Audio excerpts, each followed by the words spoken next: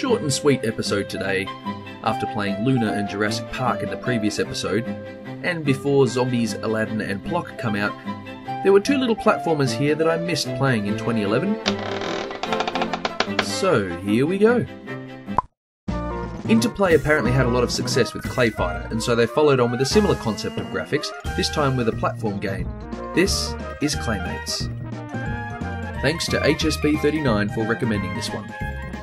It all starts in a town called Mudville. Professor Putty and his son Clayton are finishing an amazing experiment when an evil witch doctor called Jobo appears, turns Clayton into a ball of clay, and disappears with the professor.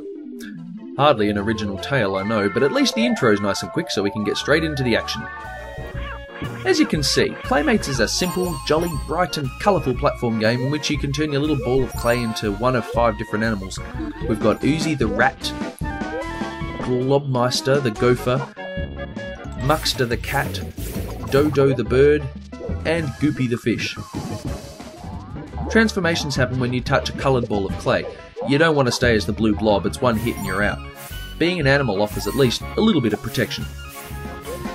The controls I found to be a bit slippery, but they're not too bad. It's good how each animal is actually quite different to all the others, and you have to play to their strengths if you're going to make it through each stage. I really didn't like the fish much though, swimming through the water and blowing weak little bubbles. It just isn't very enjoyable. After you finish a level, there's a puzzle segment on the map screen where you have to make the automatically walking robots clear a path for you. These would be cool if they were actually fun. After a few levels I just found them a bit tedious, but they offer a bit of a brain-bending challenge.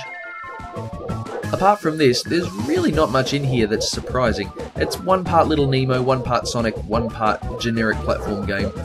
When it comes down to it though, Claymates is surprisingly decent. The 16-bit era was most definitely not starved for platformers, but this one still manages to be relatively enjoyable.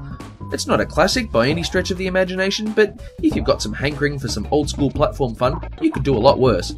I'll say it stands.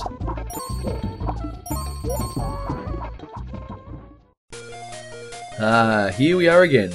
Just to bring you up to speed, I thought the first couple of Game Boy games in the Mega Man series were decent, but not really on par with their console bigger brothers.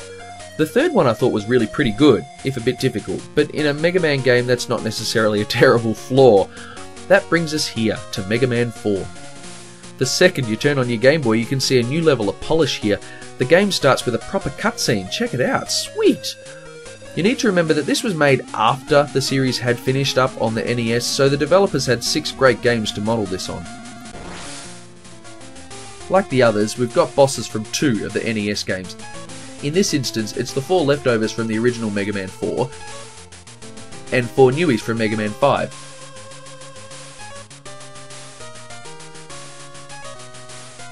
And Toadman is still an absolute joke. It's a little bit sad that the remaining Mega Man 5 bosses missed out completely on a Game Boy appearance. Sucks to be you guys, sorry. Of course, being one of the Game Boy Mega Man games, there has to be a new character, and this time it's a guy called Ballad. He's a pretty tough cookie, although I think I know a way to beat him. In this game, Capcom included Mega Man's taller, upgraded Buster from Mega Man 5. Interestingly, it's so powerful here, Mega Man gets recoil backwards a bit whenever you shoot a charge shot. You've got to be careful not to get knocked into a pit when you let one fly. The biggest addition to this game, and the one that would be adopted into its console successors, is the shop. Along with life and weapon energy, Mega Man can pick up these little power chips, and if you visit Dr. Light's lab you can buy stuff. Mega Man 7, 8, 9 and 10 have all used this concept, but it all started here on the Game Boy. The Mega Man 4 stages themselves are fairly faithful to their NES originals, while the Mega Man 5 ones are a bit more remixed. It might just be me, but I found this game to be a little bit easier than the last one. Still challenging, definitely, but less nasty. Though one thing I couldn't believe was that if you beat a boss and finish a level, your weapons don't get recharged in this game.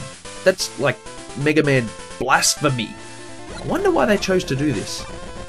The graphics and the music are great for the Game Boy, although sometimes it all gets a bit too much and the game can slow down terribly if the screen's too busy. All in all, I would say that the Game Boy Mega Man 4 is definitely the strongest of the lot, and even though there's still one more to come, this game is a must-own for anybody with a Game Boy. The Blue Bomber can stand proud once again.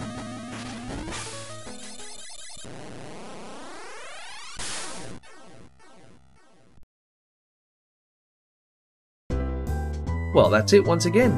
Don't worry, I'm not finished yet. There's still some more games to catch up on. I'll see you again later. Peace out.